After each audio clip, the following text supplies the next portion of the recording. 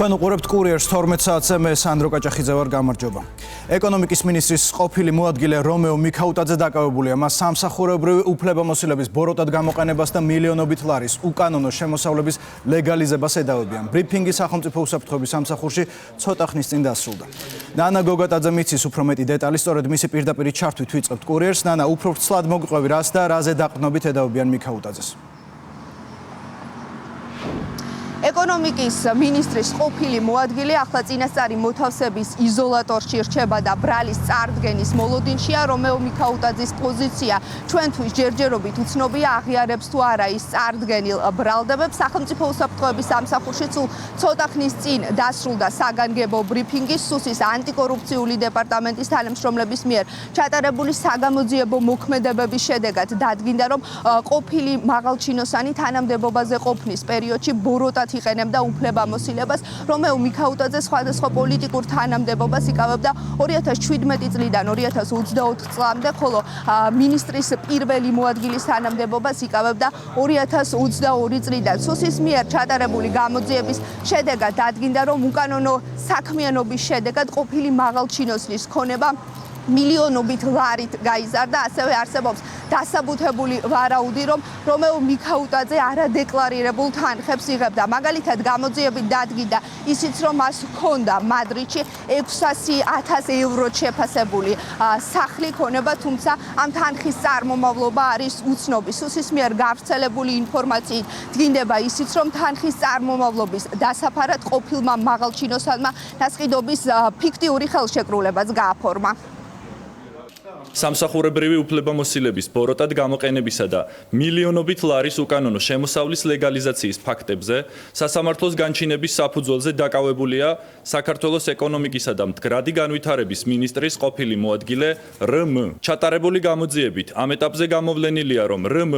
თანამდებობრივ გავლენას, სანაცნობო წრესა და გამოცდილებას პირადი სარგებლის მიღების მიზნით უკანონოდ იყენებდა ენერგეტიკულ სფეროში სხვადასხვა პირისთვის არამართლზომიერი უპირატესობის მისანიჭებლად. ამ პირებისთვის უკანონო დახმარების გაწევის სანაცვლოდ კი ის მათგან ენერგოკომპანიებში, ჰესებში საწარმოს წილებს იღებდა, რომელთა რეალური მესაკუთრე თვითონ იყო, ხოლო წილები ოფიციალურად სხვა თავისი ნდობით აღჭურვილ პირებზე ჰქონდა გაფორმებული. აღნიშნული უკანონო საქმიანობის შედეგად რმ განსაკუთრებით დიდი ოდენობით შემოსავალი მიიღო. ამასთანავე რმ საქართველოს ეკონომიკისა და მდგრადი განვითარების სამინისტროს მაღალ თანამდებობაზე ყოფნის პერიოდში საჯარო ინტერესის საწინააღმდეგოდ თავისთვის ან სხვისთვის გამორჩენის ან უპირატესობის მისაღებად სამსახურებრივ უფლებამოსილებას სისტემატურად ბოროტად იყენებდა. იგი უკანონოდ სარგებლობდა თავისი თანამდებობით ან და მასთან დაკავშირებული შესაძლებლობით და სხვადასხვა პირს სახელმწიფო ან კერძო ორგანიზაციაში აფორმებდა, ის ამას ზოგჯერ ფიქტიურადაც ახორციელებდა, რის შედეგადაც იგი მატერიალურ სარგებელს და ქონებრივ სიკეთეს იღებდა. ზემოაღნიშნული უკანონო საქმიანობის შედეგად რმ-ს ოჯახის ქონებრივი მდგომარეობა შესაბამის თანამდებობებზე მისი განწესების შემდეგ მილიონობით ლარით გაიზარდა. არსებობს დასაბუთებული ვარაუდი, რომ იგი დიდი ოდენობით უკანონო, არადეკლარირებულ შემოსავალს იღებდა, რომელიც ოფიციალურ დოკუმენტებში, მათ შორის ქონებრივი მდგომარეობის დეკლარაციებში არასახულა. გამოძიება მიმდინარეობს საქართველოს სისხლის სამართლის კოდექსის 194 მუხლის მესამე ნაწილის გექვეპუნქტითა და 322 მუხლის მეორე ნაწილით, რაც სასჯელის სახით ითვალისწინებს 9-დან 12 წლამდე თავისუფლების აღკვეთას. სამსახურებრივი უფლებამოსილების ბოროტად გამოყენებისა და მილიონობით ლარის უკანონო შემოსავლის ლეგალიზაციის ფაქტებზე ყოფილი მაღალჩინოსანი გუშინ დააკავეს, როგორც გითხარით, ის ახლა წინასწარი მოთავსების იზოლატორში რჩება. მას ბრალს სავარაუდოდ 48 საათის განმავლობაში წარუდგენენ. დანაშაულის დადასტურების შემთხვევაში ყოფილ მაღალჩინოსად 9-დან 12 წლამდე პატიმრობა ემუქრება. მადლობა ნანა, ეს იყო ნანა გოგატაძე. ბათუმში საზღვაო ტურისტული სეზონი ზაფხულის ფესტივალით იხსნება. ყველაზე ფერადი ფესტივალი, რომელსაც ბათუმი ყოველწლიურად მასპინძლობს, წელსაც ანბანის კოშკთან გაიმართება და მასზე დასწრება ყველამ სურვილს შეეძლება. სეზონის გახსნასთან დაკავშირებით უკვე გაიმართა შინაგან საქმეთა სამინისტროს ღონისძიება. მონაწილეებს კი აჭარის მთავრობის თავმჯდომარემ და შინაგან საქმეთა მინისტრმა მიმართეს. აჭარაშია კურიერის გადამღებით ჯგუფი სიმონ შანავას ვრთავთ ახლა ბათუმიდან პირდაპირ ეთერში. სიმონ, მოგვიყევი ამ ღონისძიების შესახებ უფრო მეტი. აჭარის ავტონომიურ რესპუბლიკაში ზაფხულის სეზონი ოფიციალურად გაიხსნა და შავიზღვისპირა ქალაქი არაერთ სტუმარს უმასპინძლებს. დღევანდელ დღესთან დაკავშირებით საქართველოს შინაგან საქმეთა სამინისტრომ ღონისძიება გამართა ბათუმში, სადაც რომელს ღონისძიებასაც ესწრებოდა საქართველოს შინაგან საქმეთა მინისტრი, ასევე აჭარის ავტონომიური რესპუბლიკის თავმჯდომარე. სულხან თამაზაშვილის განცხადებით, აჭარის რეგიონი მზად არის უმასპინძელს როგორც ქართველ, ასევე უცხოელ ტურისტებს, ასევე მან ისაუბრა იმ ინფრასტრუქტურულ პროექტებთან დაკავშირებით, რომელიც უკვე განხორციელდა და რომელიც იგეგმება. რაც შეეხება შინაგან საქმეთა მინისტრს, დღევანდელ ღონისძიებაზე წარმოდგენილი იყო შინაგან საქმეთა სამინისტროს სხვადასხვა დანაყოფი, როგორც გეკა გელაძემ განაცხადა, ზაფხულის სეზონთან დაკავშირებით შინაგან საქმეთა სამინისტრო მობილიზებულია შავი ზღვის პირა ქალაქს, ასევე ყველა ტურისტულ ადგილს დაიცავს არაერთი მაშველი, რომლებიც იზრუნებენ მოქალაქეების უსაფრთხოებაზე. საზაფხულო სეზონს მაქსიმალურად მობილიზებულად გაძლიერებული რესურსით, განახლებული ტექნიკითა და აღჭურვილობით ხვდებით. აჭარის რეგიონში საზოგადოებრივი წესრიგისა და უსაფრთხოების დაცვის მიზნით აჭარის ავტონომიური რესპუბლიკის პოლიციის დეპარტამენტმა დამატებით საპოლიციო ძალების მობილიზება მოახდინა სხვადასხვა რეგიონებიდან. დანაშაულის პრევენციის კუთხით ჩვენი თანამშრომლები 24 საათის განმავლობაში ატარებენ შესაბამის სხვადასხვა სახის ღონისძიებებს. გაძლიერებული რესურსით იქნება წარმოდგენილი წელს დაცვის პოლიციაც, რომელიც უზრუნველყოფს უსაფრთხოების დაცვას რეკრეაციულ ზონებში. ჩვენი გმირი მაშველების დამსახურებით ყოველწლიურად ტურისტულ სეზონზე მრავალი ადამიანის სიცოცხლეა გადარჩენილი. წელს შავი ზღვის სანაპირო ზოლზე 250-ზე მეტი მაშველი იზრუნებს მოქალაქეთა უსაფრთხოებაზე და საჭიროების შემთხვევაში მუდმივად საფრთხოფნაში იქნება დამატებით 40-ზე მეტი ცურავი საშუალება. უწყება უზრუნველყოფს უსაფრთხო და სტაბილურ გარემოს როგორც ქვეყნის მოქალაქეებისთვის, ასევე უცხოელი ვიზიტორებისა და დამსვენებლებისთვის. გაიხსნა ბევრი ახალი განთავსების, კვების და გასართობი ობიექტი, როგორც მაღალმთიან რეგიონში, ასევე ზღვის სანაპირო ზოლში. მიმდინარე წელს ეტაპობრივად გავხსნით კიდევ ბევრ ახალ ტურისტულ ობიექტს, მათ შორის ჩირუხში ევროპაში ყველაზე გრძელ ორზოლიან ზიპლაინს. ყოველივე ზემოთ აღნიშნულთან ერთად უმნიშვნელოვანესია საზოგადოებრივი წესრიგის და ჯანმრთელობის დაცვა.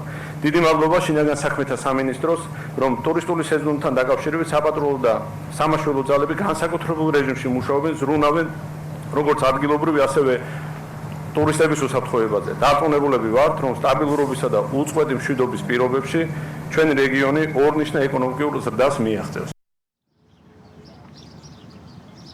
დღეს შინაგან საქმეთა მინისტრმა 6 მაშველი დააჯილდოვა. გარდა ამ ღონისძიებისა, ანბანის კოშკის მიმდებარე ტერიტორიაზე 2 დღის განმავლობაში გაიმართება სხვადასხვა ღონისძიება, გასართობი ღონისძიება, სადაც მოსულ სტუმრებს შესაძლებლობა ექნებათ, რომ მაქსიმალურად მიიღონ სიამოვნება.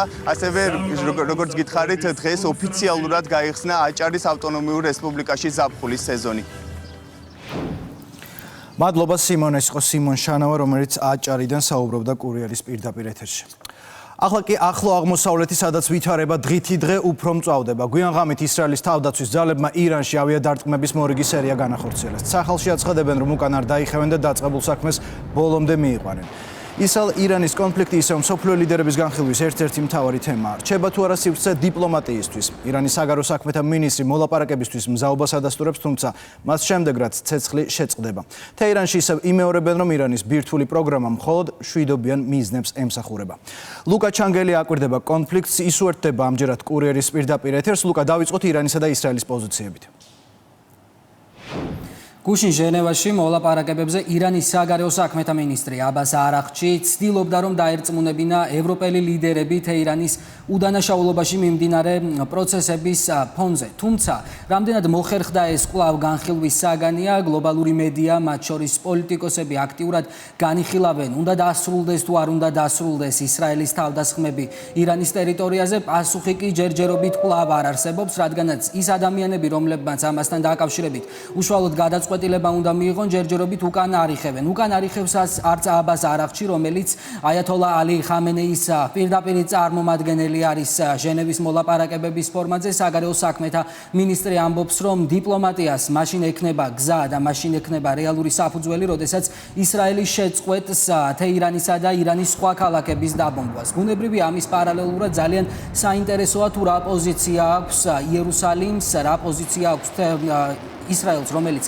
ახორციელებს აქტიურად თავდასხმით ღონისძიებებს ირანის ტერიტორიაზე. ბენიამინ ნეთანიაჰუ პრემიერ-მინისტრი ამბობს, რომ მთავარი მიზანი კვლავ უცვლელია სრულად განადგურება იმ ბირთვული პოტენციალის მქონე ობიექტებისა, რომელიც ირანის ტერიტორიაზე არის განლაგებული. ამის პარალელურად ჩვენ ასევე დღეს ვნახეთ ისრაელის თავდაცვის ძალების ოფიციალური განცხადებას, რომლებმაც თქვეს, რომ უნდა მოემზადონ ფართომასშტაბიანი და ხანგრძლივი კამპანიისთვის, რომლის სახელწოდებაც იქნება მნიშვნელოვანი მასშტაბის საფრთხის სრული ლიკვიდაცია. სრულ ლიკვიდაციაზე ირანი თანახმა არ არის, არც კაპიტულაციას არ თანხმდება ამ დრომდე ისლამური სახელმწიფო და ირანში აცხადებენ, რომ ისინი გააგრძელებენ ბრძოლას, ვიდრე საბოლოოდ არ გაანადგურებენ იერუსალიმს როგორც საფრთხეს, რომელიც ისლამურ სახელმწიფოებსა და რესპუბლიკებს მსოფლიოში ეწინააღმდეგება და მათ სუვერენიტეტის განადგურებას ცდილობს.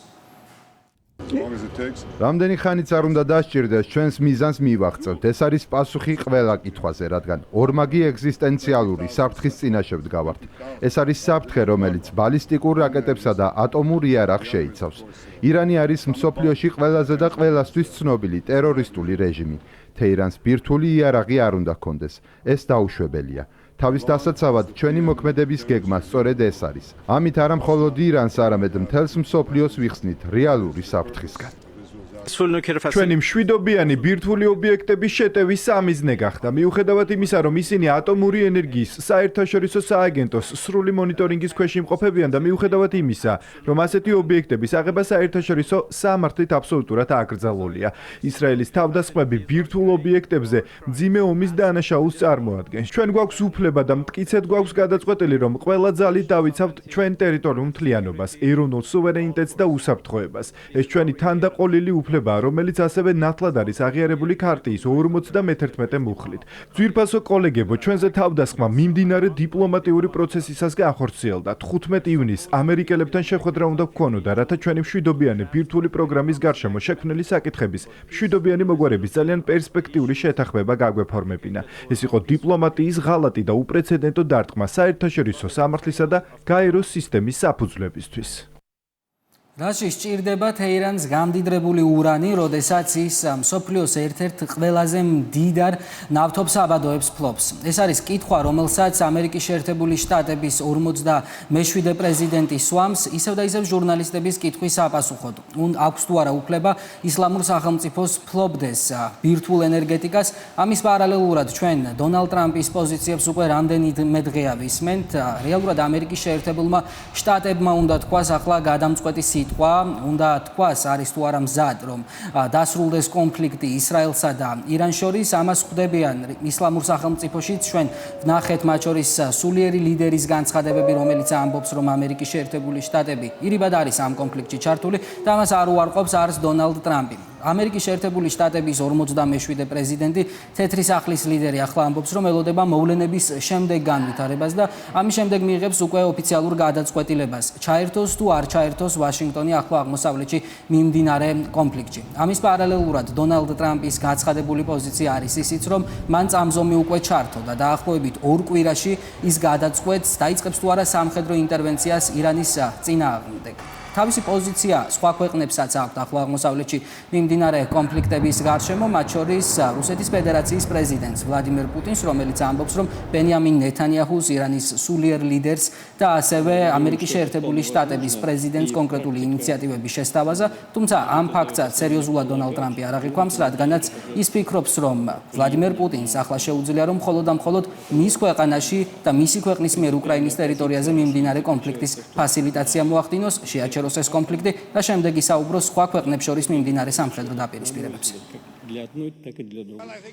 მე ჯერ ვერ გეტყვით, ჩაერთვება თუ არა ამერიკის შეერთებული შტატების სპეცოპერაციაში. ეს მიმდინარე პროცესზეა და მომავალში მეღებულ გადაწყვეტილებაზეა დამოკიდებული.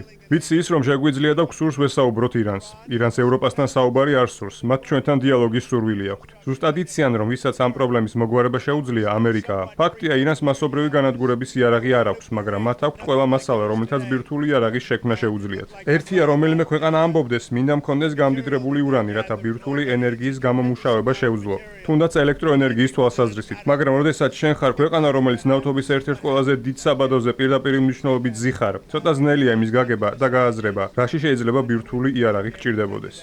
რეგიონის ბევრ ქვეყანას გარკვეულწილად რთული, გარკვეულწილად სტაბილური ურთიერთობები აქვს ორივე მხარესთან, ისრაელთანაც და ირანთანაც. ეს კი იძლევა იმის საფუძველს, რომ ვიფიქროთ და ვიმედოვნოთ, რომ გლობალური სამხრეთი ზოგადად და რეგიონის ქვეყნები შეძლებენ ამ პროცესზე გავლენის მოხდენას ისე, რომ კონფლიქტის მწვავე ფაზა დასრულდეს.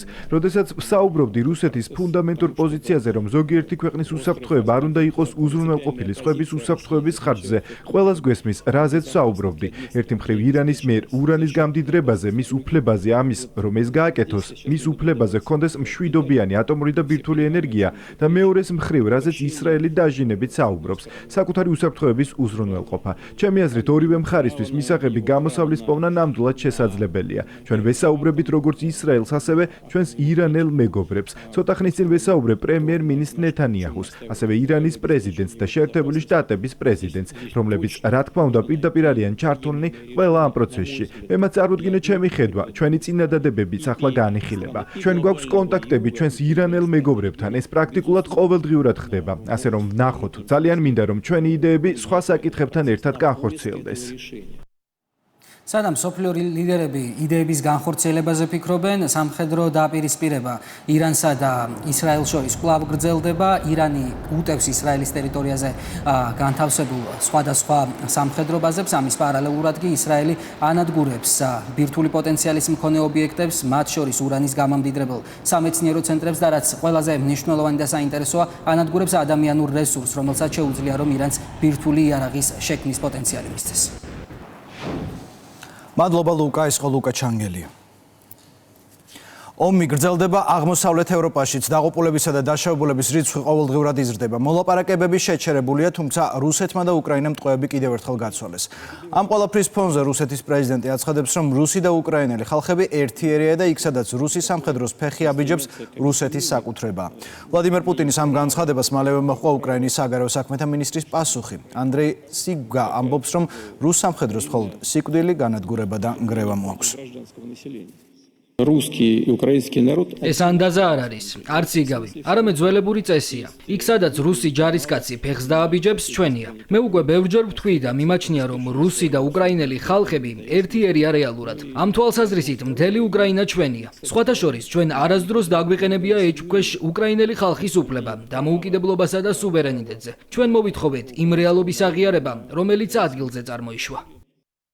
მაშინ როდესაც ამერიკის შეერთებული შტატები და დანარჩენი მსოფლიო მოუწოდებენ მკვლელობების დაუყოვნებლივ შეწყვეტას, რუსეთის ომის მთავარი დამნაშავე განიხილავს მეტი უკრაინული ტერიტორიის მიტაცებას და მეტი უკრაინელის მოკვლის გეგმას. პუტინის ყველა დღევანდელი გიჟური განცხადებებიდან გამორჩეულია რუსი ჯარისკაცის ფეხის შესახებ. სინამდვილეში, სადაც რუსი სამხედრო ფეხს ადგამს, მას მოაქვს მხოლოდ სიკვდილი, განადგურება და ნგრევა. პუტინს არ ადარდებს რუსი სამხედროები და უკრაინული დრონებით მოწყვეტილი მათი ფეხები. ის საკუთარი ხალხის მასობრივი მკვლელია. მან უკვე გაანადგურა 1 მილიონი რუსი სამხედრო უაზრო სისხლის ზღვაში უკრაინაში ყოველგვარი სტრატეგიული მიზნის მიღწევის გარეშე. 1 მილიონი სამხედრო, 2 მილიონი ფეხი.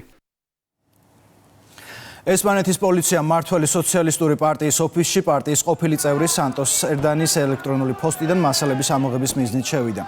სერდანი გასულ კვირას კორუფციული სკანდალის ფონზე გადადგა. მან პარლამენტის მანდატი და თანამდებობა სოციალისტურ პარტიაში მას შემდეგ დატოვა, რაც პოლიციის ანგარიში მოსამართლეს გადაეგზავნა. აღნიშნული ანგარიში სერდანის და მისი ყოფილი თანაშემწის საუბრის ჩანაწერის ტრანსკრიპტს მოიცავს, სადაც ისინი სავარაუდოდ ქრთამის საკითხს განიხილავენ. სოციალისტური პარტია მოქმედებს გამჭვირვალედ და კორუფციასთან ბრძოლას იწყებს გაცილებით ადრე, ვიდრე ამას ჩვენი შინაგანი წესი ითხოვს. სოციალისტური პარტია მაქსიმალურად გამჭვირვალედ ითანამშრომლებს გამოძიებასთან, ზუსტად ისე, როგორც აქამდე ვაკეთებდით და მომავალშიც გავაგრძელებთ. ევროკავშირის ელჩის Facebook პოსტს, სადაც პაվել ჰერჩინსკი სოლიდარობას უცხადებს მზია ამაღლობელს და ბათუმელებს პარლამენტის თავმჯდომარე ეხმაურება. შალვა პაპუაშვილი წერს, რომ ძალადობის მიმართ სოლიდარობა შემდგომი ძალადობის წაქეზება. ევროკავშირის წარმომადგენლობა საქართველოში სოციალურ ქსელში აქვეყნებს ფოტოს, რომელზეც პაվել ჰერჩინსკი და ბათუმელების რედაქტორი ეთერ თურაძეა გამოსახული. წარწერით შეწყდეს დემოკრატიულ ინსტიტუტებსა და ფუნდამენტურ უფლებებზე სისტემური თავდასხმა. უნგრეთის პრეზიდენტის გადაწყვეტილებით უნგრეთში საქართველოს საგანგებო და სრულუფლებიანი ელჩი თამარ ლილუაშვილი უნგრეთის სახელმწიფო ჯილდოზე უნგრეთის ღირსების ორდენის მეთაურის ჯვარი წარადგინეს. დაჯილდოების ცერემონია უნგრეთის საგარეო საქმეთა და ვაჭრობის სამინისტროში გაიმართა. ცერემონიაზე ხაზი გაესვა საქართველოსა და უნგრეთს შორის ორმხრივი ურთიერთობების გაღრმავებაში ელჩის განსაკუთრებულ წვლილს. პატივი მხვდა წილად წვლილი შემეტანა საქართველოსა და უნგრეთს შორის მეგობრობის გამტკიცებაში. ვიმედოვნებ, რომ დადგება დღე, როდესაც საქართველო გაწევრიანდება ევროპის დიდ ოჯახში, სადაც ჩვენ შევძლებთ ერთმანეთისთვის ხელის ჩამორთმევას, ჩახუტებას, ქართული და უნგრული ღვინით საერთო ევროპული მომავლის სადღეგრძელოს წარმოთქმას. საქართველოსთვის არ არსებობს ევროპული ოჯახის წევრობაზე უფრო მნიშვნელოვანი მიზანი. ეს რთული გზაა, მაგრამ ჩვენ მზად ვართ შევპოვრათ და დაუღალავად ვისწრაფოთ ამ მიზნისკენ. ჩვენი საერთო ღირებულებების წყალობით ჩვენ არა მხოლოდ ერთმანეთის მხარ ვიდექით მთელი მე-20 საუკუნის განმავლობაში, არამედ სიღრმისეულად ვიაზრებდით სუვერენიტეტისა და მშვიდობისკენ სწრაფვის მნიშვნელობას. ძვირფასო ელჩო, ქალბატონო თამარ, თქვენს მიმართ უდიდეს მადლიერებას ვგრძნობთ. საპატიო საკონსულო მნიშვნელოვნად შეუწყობს ხელს ჩვენს ქვეყნებს შორის ორმხრივი ურთიერთობების განვითარებას. მინდა ხაზგასმით აღვნიშნო თქვენი აქტიური ძალისხმევა მეცნიერებისა და განათლების სფეროში თანამშრომლობის მიმართულებით, რაც ჩვენთვის განსაკუთრებულად მნიშვნელოვანია. საქართველო აქტიურად მონაწილეობს სასტიპენდიო პროგრამაში, რომლის პოპულარობა ჩვენს ქვეყანაში წლიდან წლამდე იზრდება. სურსათის ეროვნულმა სააგენტომ იმპორტირებული საზამთროს და ნესვის ნიტრატების შემცველობაზე შეამოწმა. შეუსაბამობა ორ შემთხვევაში გამოვლინდა. მონიტორინგის ფარგლებში მთელი ქვეყნის მასშტაბით სხვადასხვა სარეალიზაციო ობიექტიდან აღებული და ლაბორატორიაში გამოკვლეულია 41 ნიმუში. ეროვნულმა სააგენტომ ბიზნეს ოპერატორებს აღნიშნული სურსათის ბაზრიდან ამოღება დაავალა.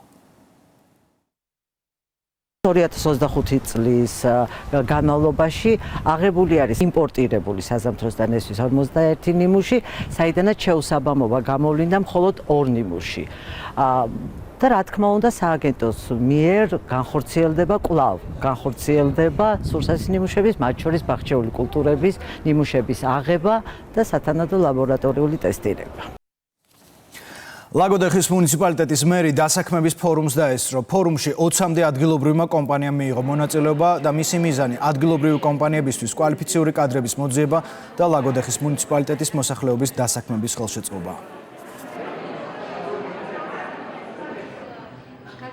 ძალიან მნიშვნელოვანია მსგავსი ტიპის ღონისძიებები, რათა სახელმწიფო პოლიტიკა, რაც შეეხება დასაქმებას და რომელიც ეხება როგორც ბიზნეს სუბიექტებს, ასევე მაძიებლებს, ინფორმაცია ამის შესახებ იქნას მიწოდებული და ორივე მხარე იყოს საფუძვლიანად ინფორმირებული. ეკონომიკურად აქტიურია ჩვენი მუნიციპალიტეტი, ეხლა იწყება ტურისტული სეზონი და დროული იყოს მსგავსი ღონისძიების ჩატარება. წარმატებით განხორციელდა აღნიშნული ფორუმი, წარმოდგენილი იყო 20-მდე კომპანია სხვადასხვა ვაკანსიებით და სააგენტო მომავალშიც აპირებს მუნიციპალურ დონეზე გამართოს დასაქმების ფორუმი, რათა უფრო მჭიდრო კომუნიკაცია გქონდეს მოსახლეობასთან. ეს კიდევ ერთ შესაძლებლობას მოგცემს, რომ ერთი მხრივ ამ ადამიანების უნარები და საჭიროებები განვსაზღვროთ სწორად და შევძლოთ მათზე მორგებული და მათთვის ეფექტური პროგრამების შეთავაზება.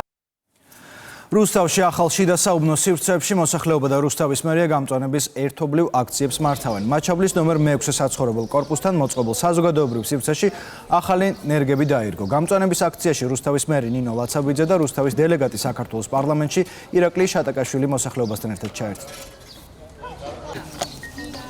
ეს ეზო იყო გამორჩეული იმით, რომ თვითონ სამეზობლო იყო აქტიურად ჩართული სარეაბილიტაციო სამუშაოებში. მათი მოთხოვნა იყო ის, რომ აქ მოძველებული ინფრასტრუქტურა შეცვლილი იყო სწორედ ისეთი გამწვანებული თანამედროვე სივრცით, როგორიც დღეს დავასრულეთ გამწვანების აქციით.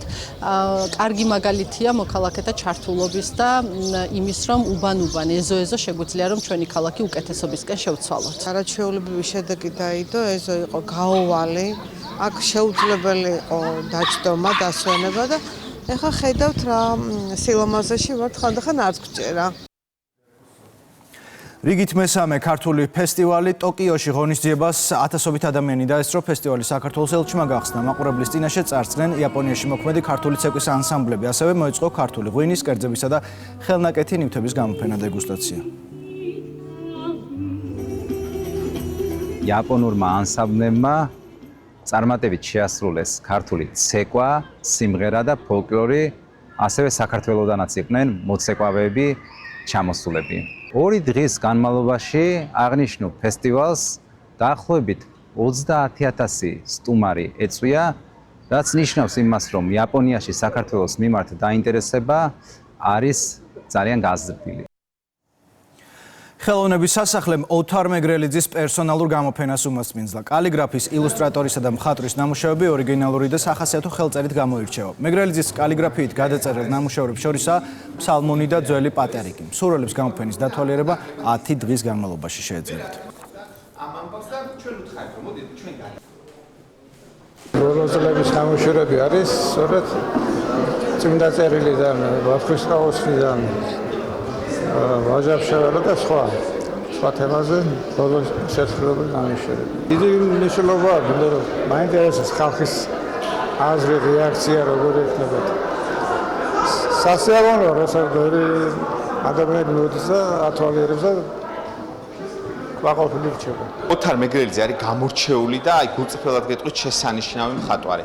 მისი შესანიშნავობა გამოხატულია აი მეთოდიკაში და იმ სტილში, რომელთაც ის გადმოსცემს ნახატებს. აი ბოლო ნამუშევრებში კალიგრაფიასთან, ნახატებთან ერთად გამოყენებულია გასაოცარი ტექსტილის ნიმუშები და ყველაფერი ეს ქმნის იმ სამყაროს, რომელიც მხოლოდ და მხოლოდ ოთარ მეგრელიძეს ახასიათებს. ექსპოზიციაში წარმოდგენილია ბოლო პერიოდში შესრულებული მისი 100 ნამუშევარი. ეს გახლავთ ქართული პორტრეტების სერია და ასევე კალიგრაფიის მხატვრული ნიმუშები. აი ამ ასეთ კოლექციას აერთიანებს. ბატონი ოთარი არის გამორჩეული, ორიგინალური გრაფიკოსი, შესანიშნავი კოლექცია აქვს წარმოდგენილი. საქართველოს საუნივერსიტეტო სპორტის ფედერაციის ორგანიზებით რეგიონებში მინი ფეხბურთის ჩემპიონატი მიმდინარეობს. ამჯერად ჩემპიონატის ფინალი კახეთში ჩატარდა. გამოვლინდა რეგიონში გამარჯვებული გუნდი, რომელიც საქართველოს პირველობისთვის იასპარეზებს. ლაგოდეხის მუნიციპალიტეტმა უმასპინძლა საქართველოს საუნივერსიტეტო სპორტის ფედერაციის მიერ ორგანიზებულ მინი ფეხბურთის ჩემპიონატს, რომელიც ემსახურება არანარკოტიკს, ჯანსაღი ცხოვრების წესის გაუმჯობესებას, რაც ძალიან მნიშვნელოვანია ჩვენი ქვეყნის მომავალი თაობის მშენებლობაში, რაზეც ორგანიზატორებს ძალიან დიდ მადლობას ვუხდით. ძალიან კარგი ტურნირი ჩატარდა, არანარკოტიკს ძალიან სასიამოვნო ტურნირი იყო, მე პირადად ძალიან ვისიამოვნე, ფინალში გავედით და ყველაფერი კარგად ჩატარდა, ყველაფერი ძალიან კარგი იყო. ქართველი ძიუდოისტების გამარჯვება მსოფლიო ჩემპიონატზე ბუდაპეშტში საქართველოს ნაკრებმა გუნდურ შეჯიბრებაში ფინალში სამხრეთ კორეის ნაკრები 4-1 დაამარცხა. მანამდე ქართველმა ძიუდოისტებმა ჩინეთი, იტალია და ტურნირის მოქმედი ჩემპიონი იაპონია დაამარცხეს. მსოფლიო ჩემპიონატამდე საქართველოს ნაკრები აპრილში შერეულ გუნდურ შეჯიბრებაში ევროპის ჩემპიონიც გახდა.